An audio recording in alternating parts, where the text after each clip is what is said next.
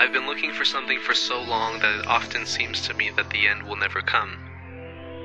Something that will exhort a response to the world, that will allow myself to emerge from the solitude of taciturnity and silence. I'm not seeking enlightenment, only opportunity. I found enlightenment, the causes of my own wretchedness. There's a striking history, large enough not to go overlooked, of ornamental hermits dating to the 18th century, people faced at an earlier time with the same problem. Human attractions, brought to luxurious country seats by squires who would pay tidy sums for someone to endure the professional discomforts of living in isolated, well-tended gardens, forbidden to stray from hermitages or communicate with servants, all for the enjoyment of rich lords. The practice extends from Leicestershire to Mybor and the town of Steinbach, Manitoba. This is precisely how I feel on days when I am most acutely aware of the position I've come to occupy. Like the hermits, I know what is gained and lost in any exchange. Like the hermit, it does not appear to be of great importance how I am employed, so long as I am employed in an activity I would otherwise be doing.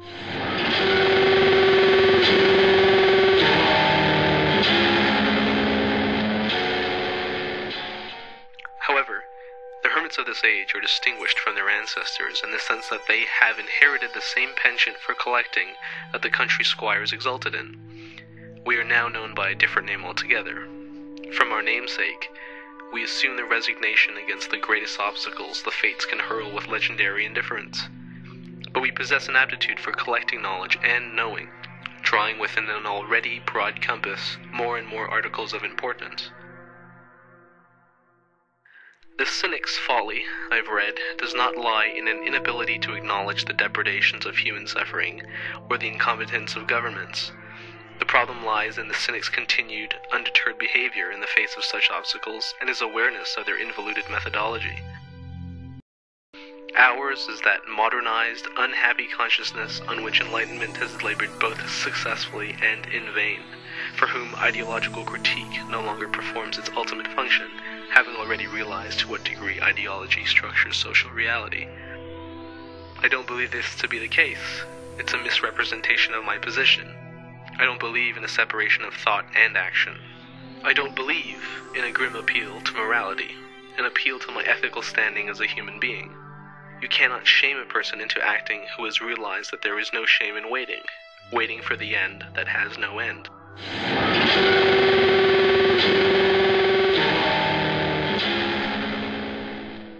One should not judge someone like me. It's not easy living in a city like mine, although it doesn't belong to me. It belongs to buildings that have been empty for 17 years, the lonely people outside the casinos, the defunct refineries and abattoirs along the ocean that even the trade unionists could not save. It's kept mildly alive by a train station and an interstate highway. Did the great protests of previous generations one speaks about even ever reach this place? I can't be sure. Soon, I find evidence that unveils the public secret. Several public secrets, in fact, a waterfall of undisclosed documents that will be grist for the mill, that should alter the foundations of the world. I don't remember its form, a packet of documents, a video, or radio broadcast, it doesn't matter. It's proof enough to signal the end of my non-action and waiting.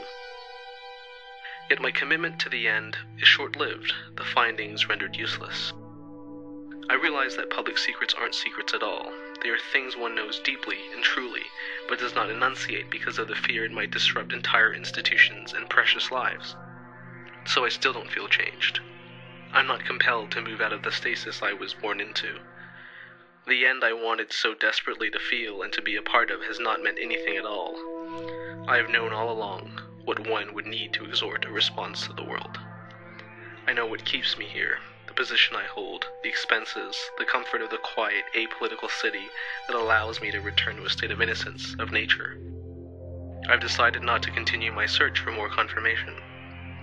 Living in a place like the one I do, like an 18th century hermit, living in a world precisely where the cynical subject can exist, is affirmation enough of what one should seek the power to change.